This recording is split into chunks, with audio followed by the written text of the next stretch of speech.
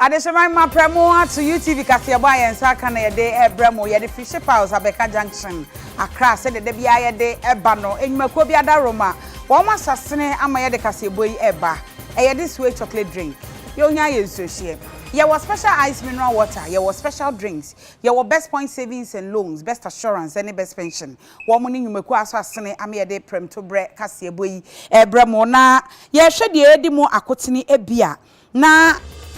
MPP amanyoko no wo mo ayensentrofo nhyiamu na nsem ne be fa a wo mo de tu dwa ene se a wo mo nim de enkane mampanyi John Dramani Mahama wo keka se mantam makomako dunsi a ye boka ho no wo ye nye hwe wo ho na mo bisa se no no de no aye wo ho on hye da nya bibia wo ho emu nsem ye de ebebremo Chief of Staff de abasobode ama enwuma nkumankuma se wo mo ayade pa ama enei ye kan be fontentanwoma so ene electronica wo mo nkasa no wo mo hunu ho adwuma ye ama ode asida piesie ama wo se enei wode wo ho ahyemu ebie takrade ena PT ye ka interchange a wo mo eye wo ho no eno na adwumayefo ne che se enkoyiye enuoma nye wo mo ketu e de ma wo mo da bia no 19 series na emu nsem no ye de bebremo amomo atini yie ensem bi ka ho ne de bremo ewo kasebo mu Midday de Akosua Sarpong afei ye ko ensem ni mu ana ye ko MPP amanyoko nim wo mo nsentrofo ehyiamu enra san sentrofo ehyiamu a wo mo yeye owura Jombo adu a no twetwerefo panyi na okasa ye na ensem ni bi no che se watetete se enkane mampanyi John Dramani Mahama ne ndisi amanyoko no kire se wo mo hye danye bibia te se mantam foforo ya bo abeka edu dada no ho no bibia ni ho na no mo nso bisa se anyenye bia sa abre na no mo se mantam dunsia no na wo mo nye hwe wo ho wo mo anye bibia wo ho isanse ye foforo wo mo ba ye die wo mom aye nneoma ahodo bebre bi te se apomde ho nsem adan a wo masisi bia ngomasua ho nsem ne nneoma ahodo a o kirechire mu e won sentrofo ehyiamu na ase. The leader of the NDC and as NDC flag bearer now, Olusu 2020 no. Was started say or yeah thank you talk. Or say President Nana Akosua sorry no create regions. Regions no so create no o create no say edin kekene ya create. Ya create so a ya nya adwuma bia ya developer was say de kono ye ntumi fan ko. Enya no kre. No kre wo mu no say Nana Akosua by Ghana for to Obama in 2017 no. And regions enum northern region, Volta region, western region, and a brown half citizens wo ho ankasa edi petition every president Nana Akosua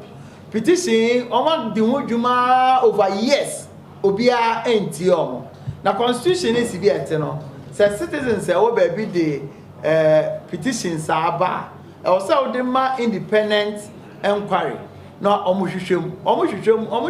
wie ya omo de omo report na baaye no na che say de omo ka ene de omo gina so nti a e wo say ete region foforo no na ejinamu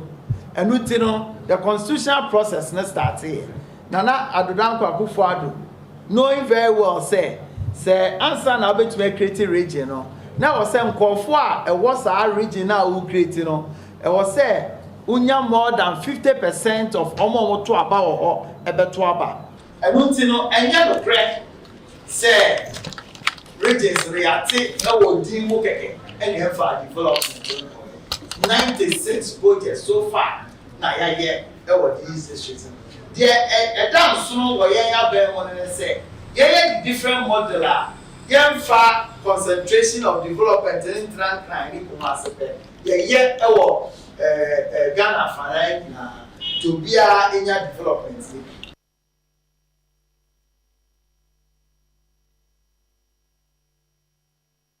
Chief of Staff Madam Akosua Frema ose opare na wabo enwumankuma no wabo mo abaso se wo mayade papa enei obi bia adwuma pe na wode ne ho akoto abefo ntentanwoma so yi ebu ho so no de technology ahyem wose ni nyina no beboa ama wunia no wadwuma na wo ye no ebetimi akwa amano ne international ena akansie so wadwuma bia mu enti wo ye ne saa no na wo kɔ wanim ena ode saa abasobode yi ama wo no Na Madam Akosua Frema was say opare kasa e wo nhyiamudie kese a Ghana National Chamber of Commerce and Industry for ye e won kran asemtire no ene say enwuma nketenkete adantem ene nkagiriwa no de betimi aye ne biem amanagina ne nan so Maami Frema echirema no se aban akoma so ade ne so behwe ama Ghana enwuma agina ne nan so na di sikasem yedi abre yen. The theme, redefining business success, the case of SMEs in Ghana, is very timely considering the current socioeconomic landscape and health ecosystem. It is my fervent hope that exploring this theme will bring to the fore more sustainable recommendations that micro, small, and medium-scale enterprises require to succeed under the ravages of the novel COVID-19 pandemic. That is, government remains optimistic that our micro, small, and medium-scale enterprises have all the potential to rise beyond the current global happenings in order to provide the requisite services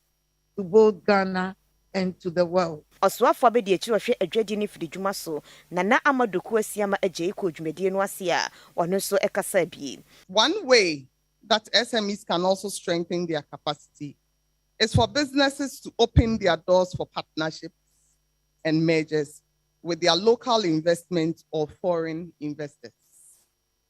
This cooperation will not only result in equity injections, but will also offer new potential market opportunities, as well as to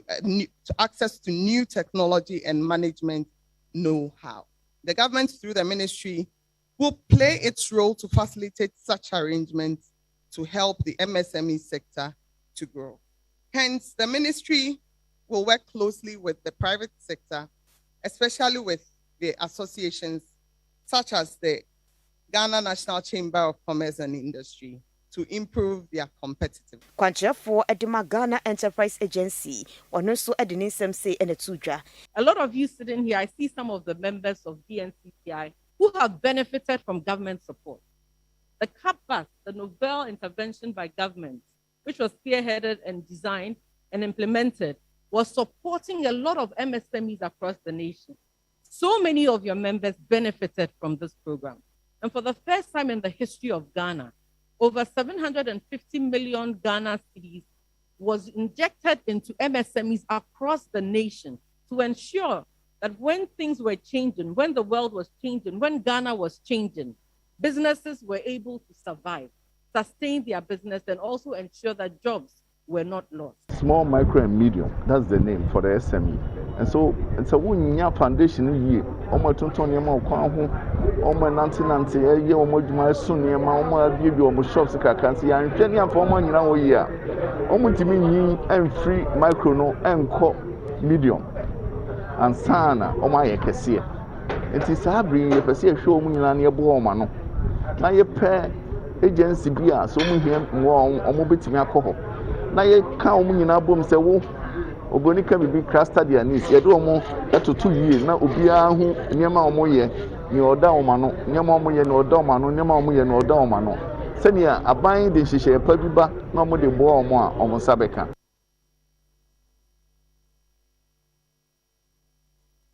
Dwumadie stronko bi ekoso a wato di Infotech Fair. Eno enam so ama opanyini a wono ena woda Ghana Export Promotion Authority ano Dr. Efia Asabi Asare de atudwa se wo mo ye de ombetimi bia se de be ya ye dwadie ene ye nwuma ye wo mamu no se wo hwe African Free Continental Free Trade Area dwumadie na wo mo edi no Ghana ebefa ho se de be ya wono ebetimi adi nkan e wo sa adwadie mu ne nya mfaso afiri so. Jumadie course no dia na eda so ene Infotech Fair Ghana Export Promotion Authority for ene hwehye se jumadie Dr. Akosua Sabia Asare okasa e wo jumadie na se ene odi tudwa se e wo se dwuma nketoa akese ne adantamu ne titiriw e ba apomuden afamu a abefo abodie mu nyansape ena afi abefo computer mu a e wo se Ghana ye ma ye homene so na ye de ye ho ehwembi Africa Continental Free Trade Agreement e da bibiman entamu no yenso yenya so mfa so sei ene o kiremu call baby wo Germany conference bi wo ka kire mi say One IT nema woye wo ho nyina Ghana fo mebunfo na chese woye se adwuma ne ma onti na wo hwa na ye wo bibi wo ha say yetumi ton wa manoni gwaso nti na ye ne Accra Digital Center fo ye bo mu se ene ye be hwe ne ya hwe se na ye be hye saadi mu kina ne ama obia eni aba ho se ye wo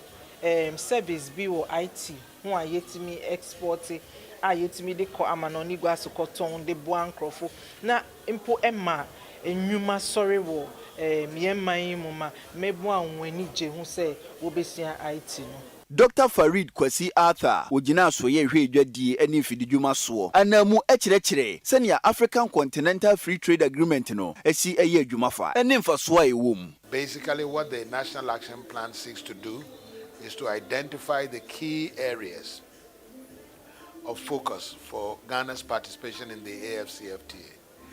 We have identified 7 cluster areas. This is in trade policy, trade infrastructure, trade facilitation, enhancing productive capacity, trade information, trade finance, and then integrating markets. So these are the 7 areas that the policy will look at. In the area of policy, the objective is to try and align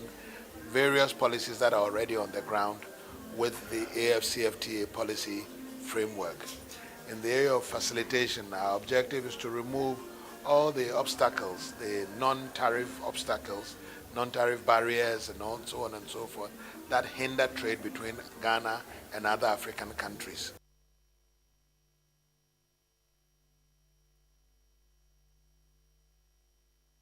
Jumadia Stronko Bakwa, Yana, Wayana Fibia, Wayne the Atoso and Kono, Eno, Ghana Garden and Flower Show. Not just ensuring any sir ye bed dia e bunu ye fie mu any ye feature and who Jumadia Stronko the Atoso and Kono wadan di and wade atu a just say yan fano adihia dear, nay yan fan to ya won't say SSA obia ye and manifie ye bunu and I say ensuring a dia any san your man ye bet me a dear way in feature any ye fie mu and nano a boama Ghana puntuo and after we mun such so a koye my. And then Jumadie bi Akosua nkramanta mu Ghana Garden and Flower Movement for and hye Jumadie. Edi da so any Ghana Garden and Flower Show. Empenfo hye Jumadie e de twa adwen e de asi nhwiren so. Kwen befa so ebebo ho ban e na afi kwen befa so ebenya so emfa so. Eti asema na da Jumadie so e 9 years of green living. Efua Sunderland Children's Park. Empenfo ebe kirekire. Kwen aye fa so ayisisiesi nhwiren. Yedidi nhwiren ho dwuma nyina. Vice Chancellor of University of Ghana, Professor Nana Abba Amfo, ekasa e wo Jumadie na se e no kiremu se. Our nation's natural resources can only be of increasing benefit to us as we deepen our knowledge of our own surroundings and the resources we have. When it comes to our flora and fauna, we should know that we have better than anyone else. It is unfortunate when foreigners acquire deeper knowledge of what we have than we do, since this makes our natural resources more valuable to them than to us. In this respect, our educational curriculum must reflect a relentless quest for knowing more about our surroundings. It is heartening to see the efforts that have been made, for instance, to develop plant medicine in Ghana, but it's also obvious that much more needs to be done along these lines. Mayo awowa Accra onumanyamfo Mohammed Akosua odinani monyam ekopie dwumadie na ase obo Ghana Garden and Flower Movement adwumako na baso pa na sei ene okan. But I want to encourage the organizers of this program that they've been so resilient and tough, very passionate, and ventured into an area which yields no profit, but it's only a passion and excitement that you get from it. Penyimpa oda Stratcom Africa dwumako no ano Esther Koba enso ebepie dwumadie na ase ono nso ekasai. Emenyimpa tazasa oy obo say ye be ya shine with the park ha yetua ka inyame pi odi yedin suba odi bobo patana this ni nyina ye sikasam ina wonu so aworodua flowers and ba na general start anti na ye ntumi inje won sika kese inti ye hia de corporate Ghana was won hu bajim inya bibia na aban botuma ye mesa aban no re greening Ghana o se ye ndua ye dua ni wi a owada nkra na wo hwe ndua no do mo fifi ehuma meche na inti no meye bakanyi de aban omo maze no ya policies a obo hen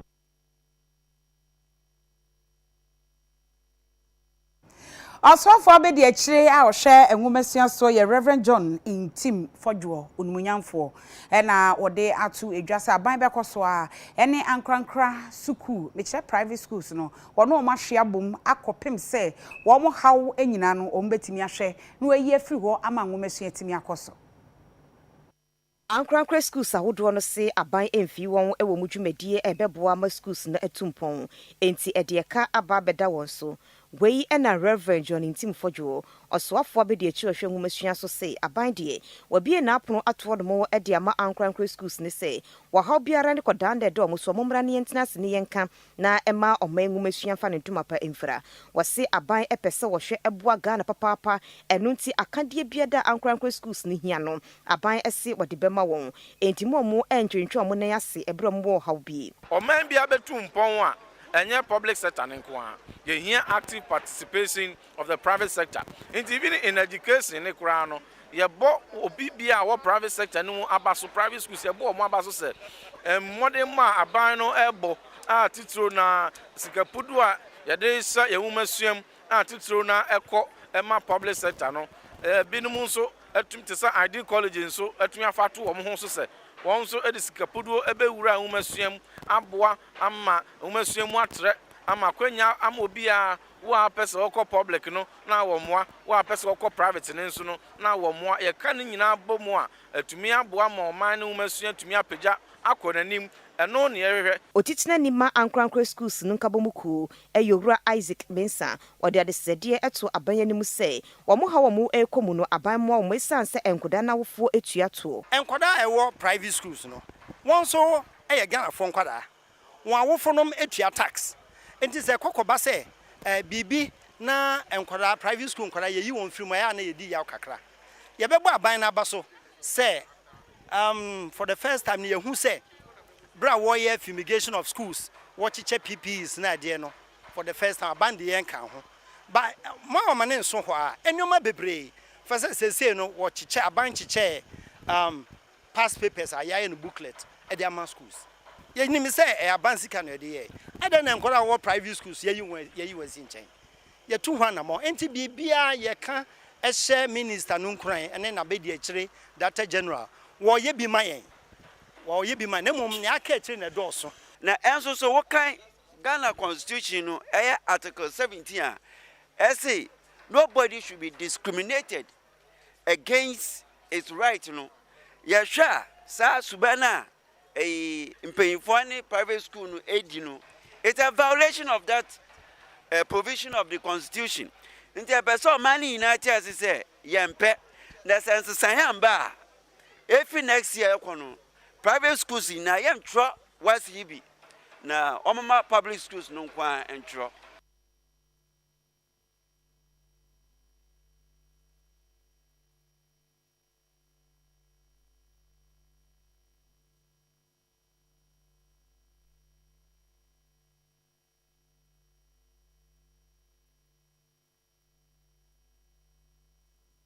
afe yanko achim tafo wo epuye mantemum opanyina wo hwe akire se Koko Research Institute Ghana ono eye panyini ewo achim tafo epuye mantem yura Francis Kwame Padi na no eno o kire se ye ka enkuto sede wo mu edua no sede wo mu si edada no ehun mfaso no eye na eye Ghana fo se bia Koko nko a da bi share anase enkuto ni dua no emfaso bebre ene woso etisi ye de ani ekokohwe ho fan mu nso a ebeboa pa di sika abrawo man Nsahwa World Shared Expo Committee and Savannah Golden Tree Emma Cocoa Research Institute womo ekọ ho no no mo epeso mo hwe ekwan a womo efa so etimi edi womo anwuma na sha ye kan wo asemi eye aba ye de eye share butter na mpedifo ehwe ekwan befa so a womo ebetimi ama eho abamfa so empo esene eye cocoa ewo man Ghana mu. Acting Executive Director Emma Cocoa Research Institute Ora Francis Kwame Paddy enso eka se eye share industry wo my Ghana no empinfo emboa na omo eboa wagidi se eso ebeba mfaso pa e de ama wo mai. Share, as you are very much aware now, the institute has developed technologies and techniques that can enable a farmer to grow share and harvest it within 5 years, 6 years. If you do all things right, even by the 4th year, you can begin to get share to flour. This is to give us a lot more fruit for the various end uses that the crop gives us. The butter is used widely in the cosmetics, in the food, and the pharmaceutical industries. So Cocoa Research Institute of Ghana, what we have done and what you'll be seeing soon is to develop a range of products across these areas, particularly in the cosmetics and the beverage industries of share. And we look forward to entrepreneurs. We have the soaps, we have butter, we have various vitamin E-rich products. That helps to, particularly suitable for the African skin. It is a crop that, if developed like we have developed for cocoa, a huge potential for alleviating rural poverty because of the various end-user products that we can develop from the crop. The Chief Executive Officer, Emma Savannah Golden Tree, Osa Chairman, Emma World Share Expo Committee, Ora Rashid Zakari, and so Edin Semsei Etuja. We have seen this as a major development that people need to know, farmers and investors. Prior to this, people didn't like the idea of planting the share tree. So the whole industry depended on the wild trees. And now that we, thank God, now that we have share trees fruiting from 4 years, I think investors can even come in and come up with share plantations as we have in cocoa, mango, cashew, and other tree crops. President Emma Women in Share Industry, Hajia Alima Sajito, and so eka se Ghana hadie enipa dodo na eye emma enom dom ho ahye share industry mu nemom ateti bebreu ma wo mo efemu entenmenimia no empenfo enhwe no mo entimi ncc ni nyina. Using the share into different products. Not in the north, there's a lot of exhibition. If you go to a lot of exhibition in the north, you see the women have been trained in how to process instead of getting the butter, then not just straight to the market. They're also making a lot of this product that are in the market. Now, there are a lot of sour gel that women groups are producing, packaging it. They've gotten a FDA approval standard board, and they have tagged them and they are selling in the market. There are a lot of them in the market, but the numbers are still very small. The numbers are still very small. But definitely coming here will definitely add value to it, because going knows that. Because I haven't yet seen anybody producing the wine. Probably the process is expensive. So that's also another area that we will always go and adapt to, the women that we work with. But definitely people, they are processing. They are processing, but the rate is also slow. But it's ongoing. The pickers are more than those who process.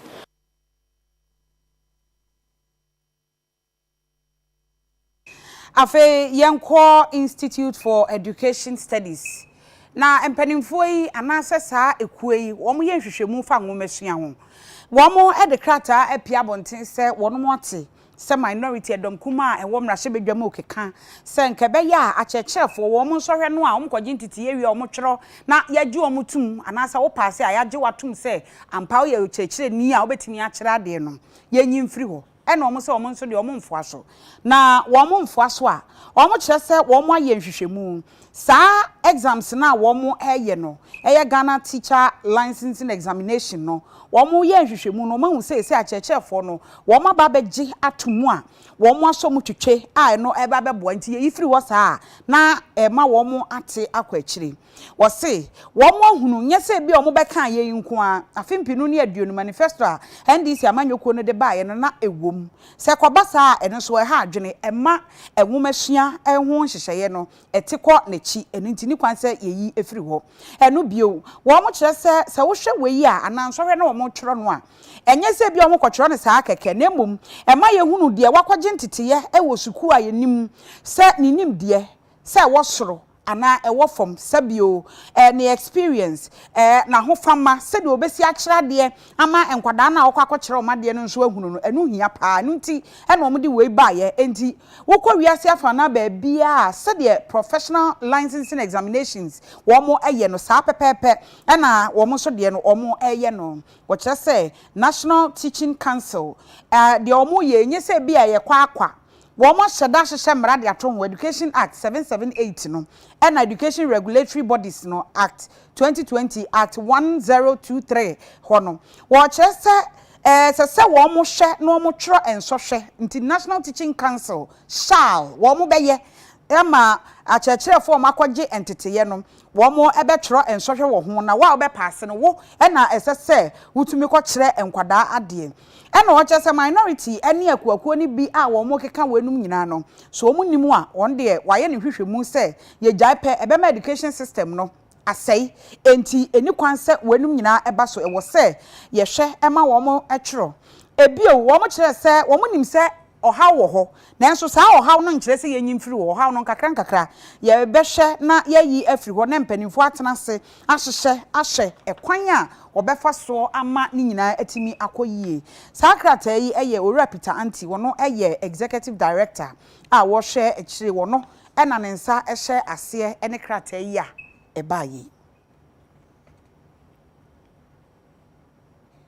yada so ewo nwumasua ho ensensem enra ensentrofo nhyiamu ekoso ema Professor Kwesi Opoku amankwa wono ye Director General Ghana Education Service wokasa ye na yenim se teacher unions no wo mo ekasa ensema hodo bebre no mo de agu apono so wo mo kire se wo mo wo haw ahodo no prof enra oni ensentrofo ehia ye no yinsem ni bia no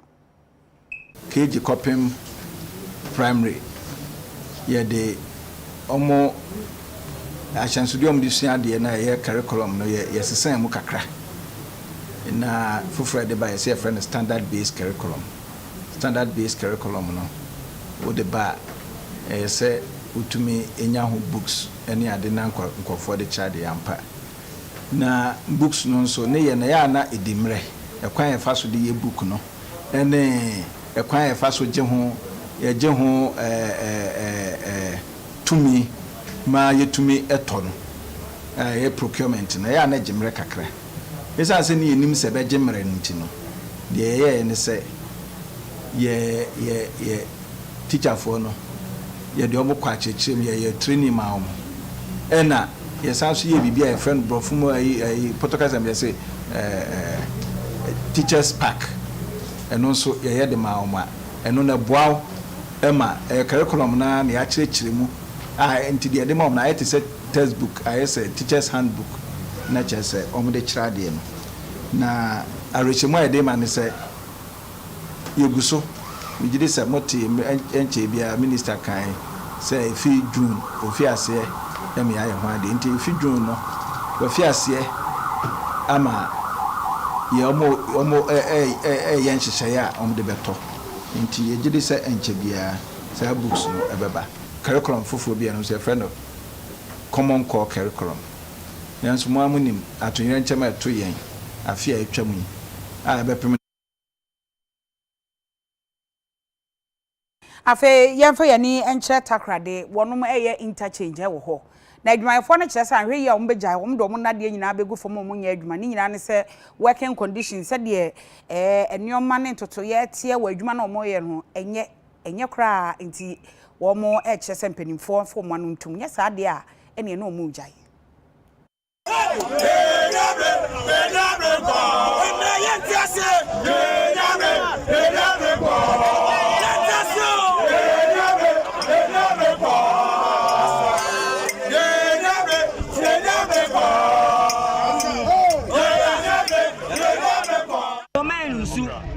ban now someone say what to come wait to make to bow what the pipe out to you kwa inside the wall lock and catch a skitty man no be able to pay biara and pakon wa sack was sack without any reason what for hand with women adibia ya sign biara Chinese kasa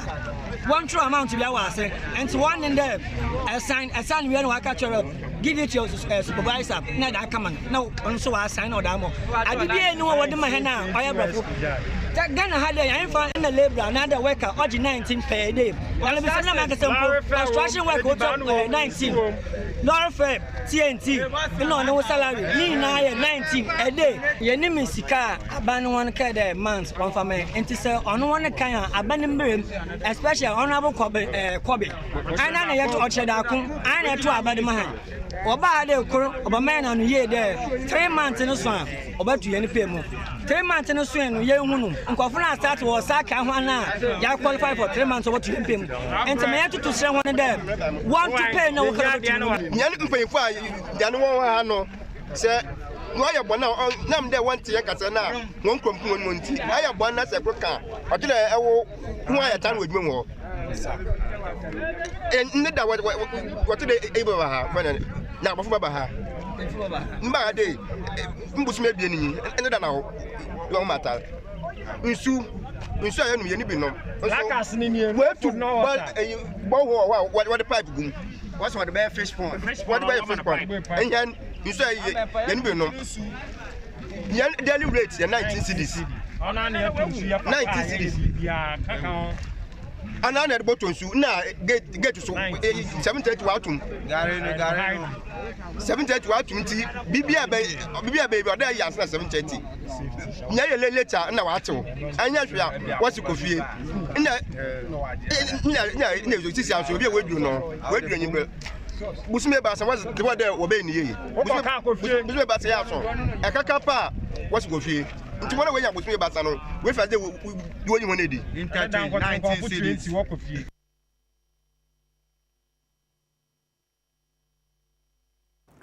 Afa ye ko ahoma ne so asem ba ko anansan ti se de ene adekensroma so ye twetwe nkomo fa nkwanhyi ahodo aya esisi no nipa ni abre wani abre wo pentem obi wo ho a wo se wo pentem hu ba bia wo kọ obi wo so kọ pese o kire se onanim ka atwie na obehu ana nipa kro no wakwa akonya nkwanhyia ena wonam kwan no sonso na wo kwa wo behwe no dodo no aye ka asese esisi kwa ho ebi wo ho a ba bia esi nenye wobehu ana obi de ka no no de akobom gbangban na nkwanhyia si nipa ewu na enkomo a ye twetwe awie yi ye ne owura Kofi Asante country director said womo ede atu edwa se ebraso se ye de toll levy ebeba ye de ba anka beboa amasa nkwanhyia so ate ye kwa homa ne so ne no ede nkomo ede afa opanyini wada amaye mawo aha eba UTV so mejo so oba ya gidi se bibia ye boko nyame adom ye hu ye na so kakra nyame kurakura ye mu wadama yenhwe mo de mani afamu a de enti na mo kire se yenim se nsem ya beto apono so ama Ghana fo akasa afa ho mo hwehwemu kakra mo ye de mo ahunu nti e ma mo de we aba no yentie yo oba ma mentia wahwefo ne watifo awie na nkase ye accident na esisi no ye hwa ye dum pomponso bi a ya jinsemu asibia no ye de hu ana nipa ne wu na akwa na ekotoro na ya nhwemi anka ho asem ne enti gina ne ensia no a ye de hu ana accident ko ti ase ye na se nti na wo hwe ye press statement he released 2 days ago na ye say accident levels na do what we call epidemic level. Na ni bi na boya mi si ano titiri no mra bebre ho esi fie kakra ni Ghana 4 year mra bi I feno LI 2018 LI 2018 no me no ka say e mra ye di ye no krumu a men suppose bi ho from section 102 to section 105 no yakata so sa section 102 to section 105 no Mania extra say a was set car safety council, ye temporary within 1 hour, 2 hours. ɛno nti no mmara no hyɛ sɛ nka asɛnkafoɔ ɛne wɔn ahyɛn yɛ wɔn dea no wɔn kyerɛ bi ɛmfa ma ban sɛnea ɛbɛyɛ a saa road toll levy no mmerɛ so anaasɛ ɔka asɛe esi baabi a pɛpɛpɛ sɛ yɛbɛma so de firi hɔ ɛsiane sɛ national road safety authority foɔ ne wɔn a na ɛwɔ sɛ wɔn hwɛ ɛkyerɛkyerɛ manfoɔ saa mmerɛ no mu ɛnya daagya nkyerɛkyerɛ manfoɔ mu yie nti 2017 yɛ sɛ yɛde mmara no ɛba no ɛmanfoɔ sɔre tiaeɛ ɛne yɛde mmara no to nkyɛn nti mmerɛ ɛda hɔ a ɛwɔ sɛ yɛtumi sa apagya de ba na ne nti a yɛreka saa no sɛ wohwɛ accident bɛsi afe yi woka no nyina bɔ mu a ɛburo maako 8,000 nnipa ewu efiri mu bɔ 400 ɛde kɔ na emu 11% accident mu 11% no ɛyɛ cars a asɛn si kwan ho a car bi na mo ano ɔde akɔbom car bi na mo ano ɔde afaseɛ ɛno emu 11% fi saa adeɛ no nti nea yɛka no sɛ yɛfa saa mmara no de ba na mmaka no nyinaa egu so yɛ adwuma a nka saa accident no esi yi emu 11% nka yɛ avoidable ɛyɛ avoidable because the cars no sɛ esi kwan so a nka within 1 hour to 2 hours na ɛsan so wɔtua road toll levy no nti no ɛwɔ se by any means na ɛwɔ se service providers no fa car no de fi hɔ ɛdi ka cars no nyinaa hɔ kɔsi sɛ nnipa bɛwu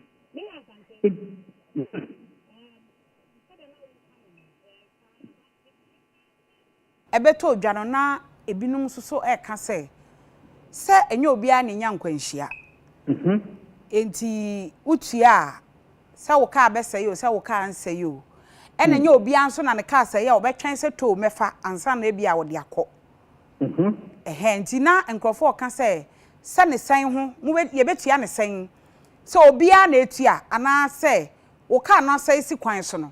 na wɔn aba bɛsɛn na wohwɛ a wɔn yɛ na ɛno bɛboa ma obiara te aseɛ ɛyɛ simple bi ne aba so wɔn yɛ health insurance levy a yɛtie sɛ ɛnyɛ obiara ɔyare kɔ hospital o nanso ne nyinaa yɛtua health insurance levy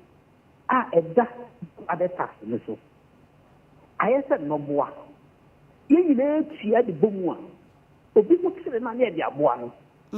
saa bɛsɛ pɛ na ɔtɔn levy no nso next year obiara wokita tɛn anaa woyɛ car owner biara no afe no so no akɔ license wɔ car no a ne watua kakra wobia bi atua bi ne nyinaa ka de abom enti wo a wo car bɛsɛ yɛsi akwanti no na nnɔboa no yɛyɛ ne yɛde mba so asi hɔ yɛmfa ma so nsiri wɔsɛ wo na wo car sɛ yɛ nti o na mmom yɛde ma so ati wɔsi car no asɛ si wɔde nkɔdi nnipa dɛm mepaakyɛw so woatem aseɛ saa pɛpɛɛpɛ na sa to ne bi na mmara no nso ɛkyerɛ enti ne sɛ wo a wo car sɛ nkwa na wɔsɛ wutua sɛ obi a ne car si wɔ no yɛbɛdi na wu no ebi ama na yɛ car sɛ si wɔ no ɛnka no menu nyinaa ni sɛ yɛakɔ antempɔn so te sɛ nkran kuma sɛ kwan so a wobɛdi wɔ no car sɛ si wɔ ne nipa kora baako sɛ nyina wo ne nwura ne yɛbubu agu mu nea ne car ɛtwa mu ebi a menu mmienu na tim ɛtwa mu no wɔn yɛ hu no ɛdɛ na hu no ɔde kɔsi mu a yɛn ni edi amia so atem aseɛ ɔpanyin yɛbɛda ase awie yi yɛdim sɛ ɛba sei no ɛyɛ dɛ yɛ ho nsɛm no bɛba saa owura Kofi Asante country director ɛma setset ɛna ɔkasa akyerɛkyerɛ roto ɛho nsɛnsɛm yɛnim sɛ saa asɛm yɛba yɛbɛbobo ho amante aseɛ no ayɛ adwuma yɛnsan nkɔ enwumasua atena yɛ mekyerɛ Ghana Education Service enura ensentwerɛfoɔ enhyia mu no yɛnim sɛ wasifoɔ yi wɔn ho twerɛ nsɔhwɛ na wɔn nsɔhwɛ na wɔn twerɛ na no ba ya gidigidi yɛsɛ yi nsɔhwɛ no apoaba na emu nsɛm no ɛna ɛnam so ama prof Akwasi Opoku amankwa ɛkyerɛ sɛ wɔde kɔkɔbɔ ma asuafoɔ no yire wo ho suadeɛ no nti ne yɛde kɔ school kɔ suadeɛ no twerɛ nsɔhwɛ enkowia na wowia ne yɛsɔ mu a na kyɛ sɛ wo ya ama wabrabɔ no akɔ na wieyɛ enu achi wasan ekasa ye se nkrofo keka se ukọ suku ahodo no anuane ni ho wose nye nokre ya ne tetensem fa se bia nkrofo ensohwe no mokoye ne ma bia nye ompeso mu wi ansohwe no mu ni ade eno na ye besre o man mu ni nyina mo kan se mo hu dawro se eno de enye no kwan so no ye nimse ombetmi ayen so hwe no mra omonye sa niema no esanse ye ni ye teacherfo no eni o mamu ni nyina no